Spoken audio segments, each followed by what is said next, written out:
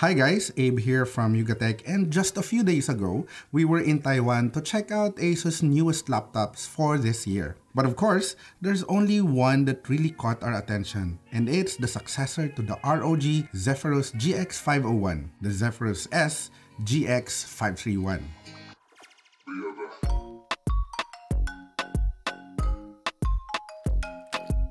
The ROG Zephyrus S follows the design structure of the first Zephyrus, a downward shifted keyboard paired with a virtual numpad or trackpad. We still have a dual-tone lid and a big empty space on the upper portion of the keyboard deck. Although this time ASUS added in some intricate lines and grills for more flair. At just 14 to 15mm thick, about 3 to 4mm thinner than the GX501, ASUS had to once again dedicate the entire upper portion of the chassis for the cooling system. In fact, the brand even crammed in 5 heat pipes and 4 heat sinks to keep the laptop's internals cool.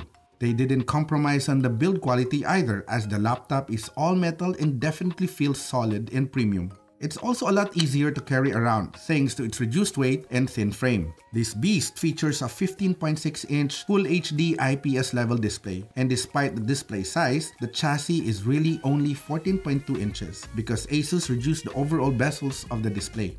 The Zephyrus S also has an upgraded 144Hz 3ms panel compared to the original Zephyrus with only 120Hz. With the new configuration, the quality is impressive, as visuals are smoother, colors are accurate, and richer. It's not only a true IPS panel, so viewing angles are bad at certain angles, but it's still better than most conventional TN displays.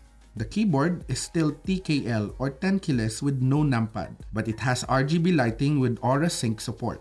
The keys have a good key travel and tactile feedback, so typing on it feels really great. The trackpad, on the other hand, is smooth but also doubles as a numpad when activated. Located below it are 2 physical buttons for the left and right clicks. Apart from the added cooling apparatus and thinner frame, the Zephyrus S also receives minor internal changes. It now has an 8th generation Core i7-8750H processor and an NVIDIA GTX 1060 GPU. Some might feel that the GPU is a downgrade as it doesn't support a 1070 or a 1080 Max-Q, but considering the thin build of the machine, this is still an impressive feat. As for the ports, there's a USB Type-C, DCI-N, 3.5mm combo audio port, and 2 USB 2.0 Type-A ports on the left, while the right side have the USB Type-C and a USB 3.1 Gen 2 Type-A ports. The Kensington lock and HDMI 2.0 are found at the back of the laptop. That's because this laptop now has an extra bar at the side. For a laptop this thin and light, it certainly has a lot of ports, which is again very impressive. The ROG Zephyrus S is shaping up to be a refinement of the original Zephyrus. It has a thinner frame, improved thermals, a 144Hz panel, and some slight changes in the internal hardware. Although it may feel like a downgrade if you're coming from the first Zephyrus or the Zephyrus M because of its choice of GPU. Still, it's a promising thin and light gaming laptop.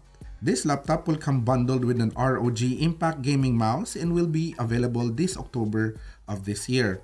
The pricing is yet to be revealed though, but we'll let you know once we have that info. We're also looking forward to reviewing it, so stay tuned for that. And there you have it guys. What do you think of the new Zephyrus S? Don't hesitate to chime in the comment section down below. As always, be sure to give this video a thumbs up and subscribe to our channel. Again, this is Abe, and I hope to see you in the next one. Bye!